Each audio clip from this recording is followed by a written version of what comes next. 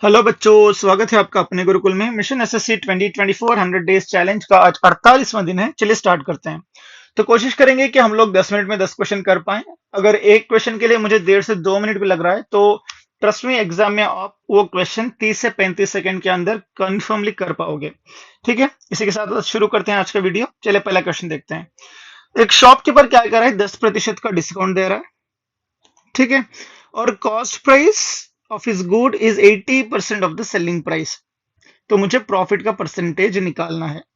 देखो, mark price, selling price, cost price और profit, क्योंकि यहाँ पे प्रॉफिट हो रहा है। मार्क प्राइस को अगर मैं 100 मान लूं, 10% का डिस्काउंट है, मतलब सेलिंग प्राइस है 90, और सीपी जो है ना वो 80% है सेलिंग प्राइस का। तो सेलिंग प्राइस कितना है, 80 क्या होता है 8/10। सेलिंग प्राइस क्या है 90। तो ये 10 से गया 9 बार, ये बन गया कितना 72। ये बन गया 72। तो ये एसपी माइनस सीपी होता है ना प्रॉफिट, तो ये बच गया कितना 18।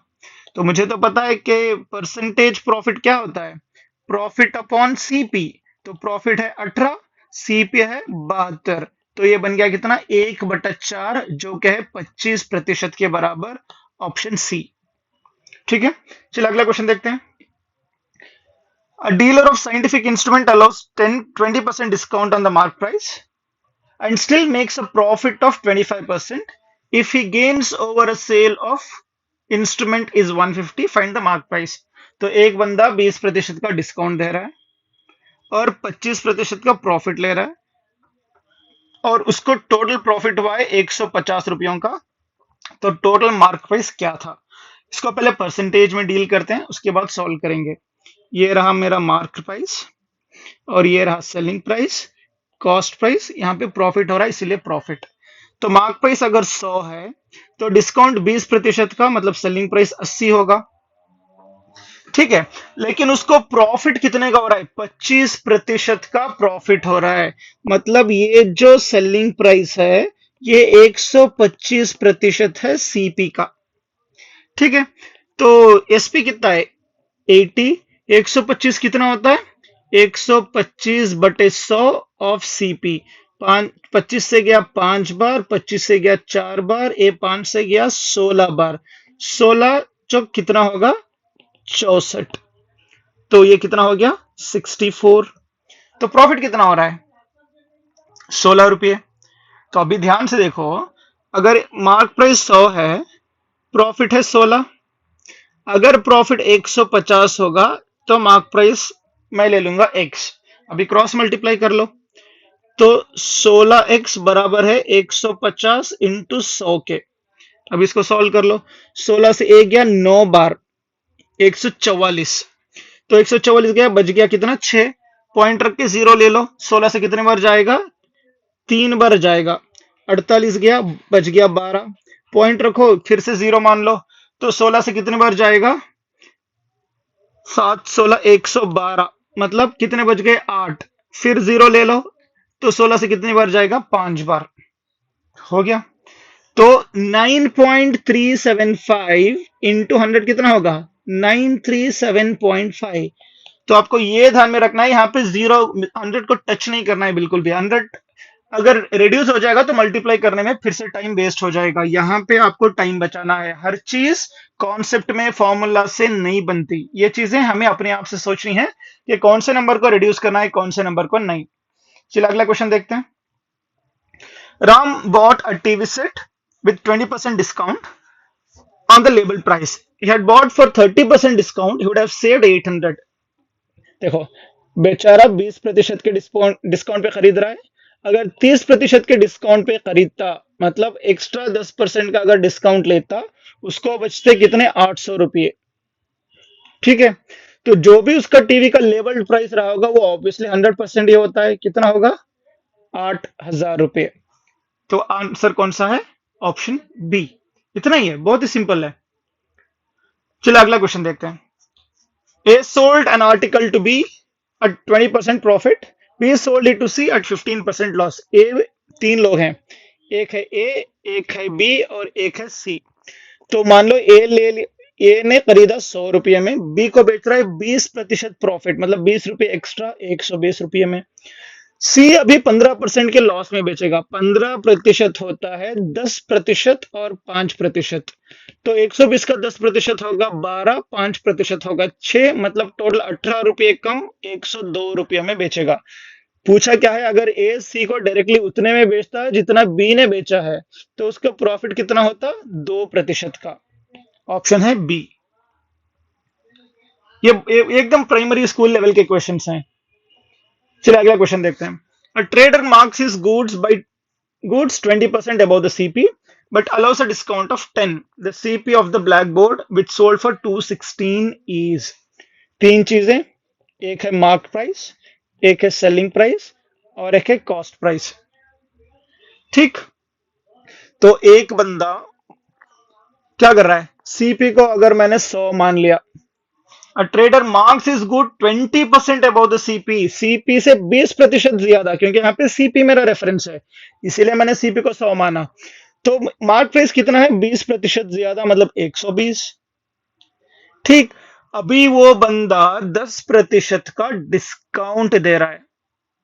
ठीक है, 10% का डिस्काउंट दे रहा है, मतलब कितने में बेच रहा है? 108 रुपयों में बेच रहा है। तो अभी तो सॉल्व हो ही गया ना। तो which is sold for 216 rupees. अगर ये 108% 216 के बराबर है, 108% 216 के बराबर है, तो 1% किसके बराबर होगा? 2 के बराबर होगा। तो मतलब 100 200 के बराबर होगा, 120 240 के बराबर होगा।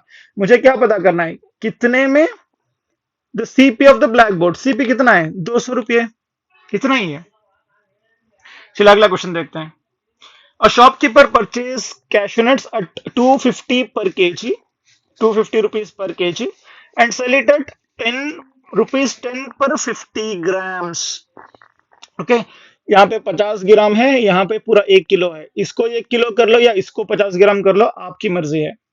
ठीक है, तो यहाँ पे 250 रुपयों में 1000 ग्राम। ठीक, तो 0 से 0 कटा, 25 रुपये में 100 ग्राम, मतलब 50 ग्राम के लिए कितने रुपए आएंगे? 12.5 रुपये। ठीक है, 12.5 रुपये सेलिंग मतलब कॉस्ट प्राइस है। कॉस्ट प्राइस कितना है? 12.5 रुपये। सेलिंग प्राइस कितना है? 10 रुपये, मतलब लॉस कितना है? 2.5 रुपये। मुझे पता है कि लॉस हमेशा सीपी पे कैलकुलेट होता है। लॉस है 2.5 रुपये, सीपी है 12.5 रुपये। तो इसको मैं क्या लिख सकता हूं? 25/125, जो बन गया 1/5, जो क्या है 20% के बराबर। 20% का लॉस हो रहा है, प्रॉफिट नहीं, ध्यान से। ठीक है, अगला क्वेश्चन देखते हैं। A man bought a watch at 25% discount on the original price. He got 40 rupees more than the original price by selling it at 140% of the price which he bought. थोड़ा सा कंफ्यूजिंग लगेगा आपको, क्योंकि हमेशा SSC sub inspector के question आपने देखे होंगे, थोड़े से कंफ्यूजिंग होते हैं। ठीक है, अभी इसको ध्यान से सॉल्व करेंगे। देखो, मार्क प्राइस,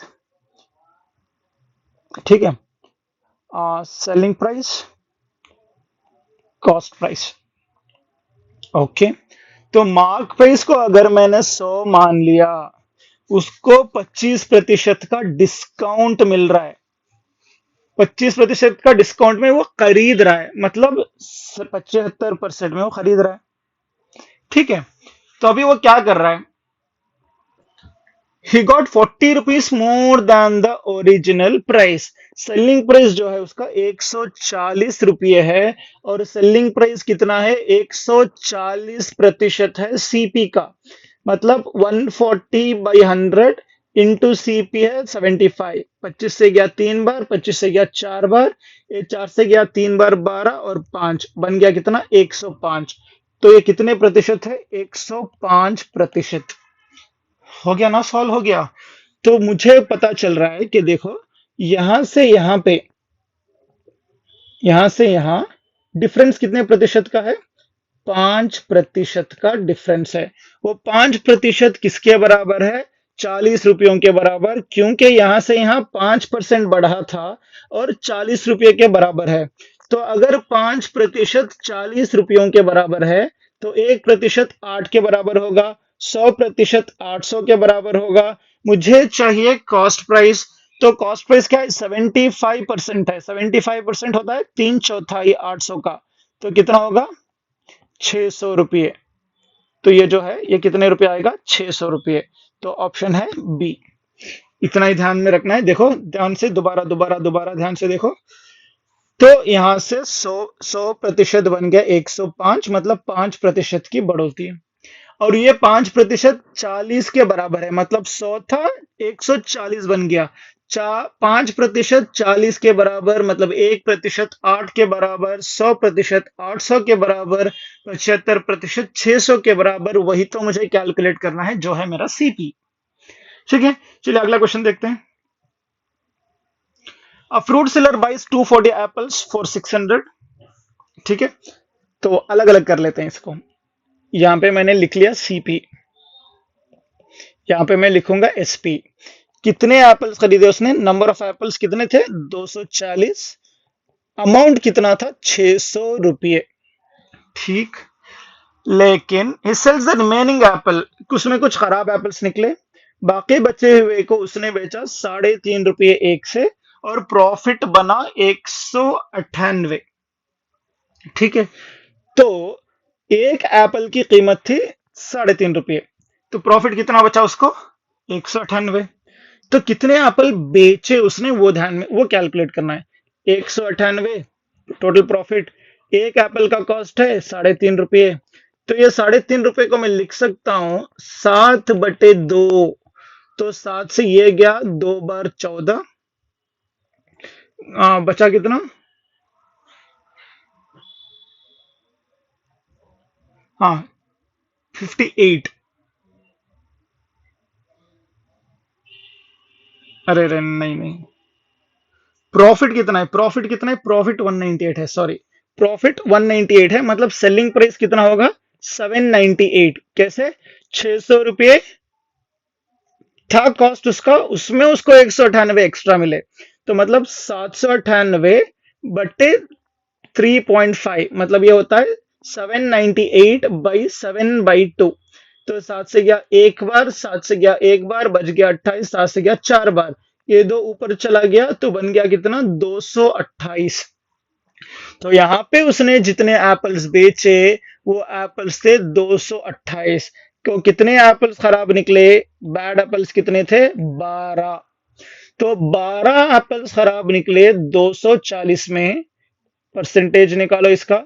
12 से ए गया 2 बार, 20, 20 से ये गया 5 बार, कितने प्रतिशत? 5%। Option D. थोड़ा सा मैं भी कंफ्यूज हो गया यहाँ पे, क्योंकि मैंने इस 6 को कंसिडर मतलब नहीं देखा ठीक सही से। ठीक है, चलिए अगला क्वेश्चन देखते हैं। By selling an article at 450 rupees I lose 20%। For what amount I should sell it to gain 20%? Loses 20% मतलब होता है 100 में से 20 निकालो, 80% में बेचा। 80% है 450 के बराबर। 20% प्रॉफिट होता है कितना? 100 में 20 जोड़ने पे कितना आएगा? 120%। तो मुझे चाहिए 120%। ठीक है, तो अगर इसको मैं सॉल्व करूं, ये 40% कितना होगा? 225। तो 120 को क्या मैं लिख सकता हूं? 40% का 3 गुना। तो 40% हो गया 225, उसका 3 गुना कितना हो गया? 675। Option D. ठीक है, फिर आखिरी क्वेश्चन देखते हैं। A fruit seller buys oranges at the rate of 10 per dozen and sales it 12 पर डजन। देखो कॉस्ट प्राइस कितना है? 1 डजन के लिए 10 रुपये, सेलिंग प्राइस 1 डजन के लिए 12 रुपये, प्रॉफिट होगा 2 रुपये। मुझे पता है प्रॉफिट हमेशा सीपी पे कैलकुलेट होता है। प्रॉफिट है 2 रुपये, सीपी है 10 रुपये, 2/10 होता है 1/5 के बराबर, जो कि है 20% के बराबर। Option B. तो आज के लिए इतना ही, मिलते हैं अगले वीडियो में। Till then keep learning, keep exploring. So see you guys in the next video. तो अगर कोई कोचिंग इंस्टीट्यूट या कोई भी कॉलेज हमें ट्रेनिंग के लिए कांटेक्ट करना चाहता है, तो इस व्हाट्सएप नंबर पे या इस ईमेल आईडी पे हमें कांटेक्ट कर सकते हो। Have a great day ahead, all the very best for your future. Bye bye.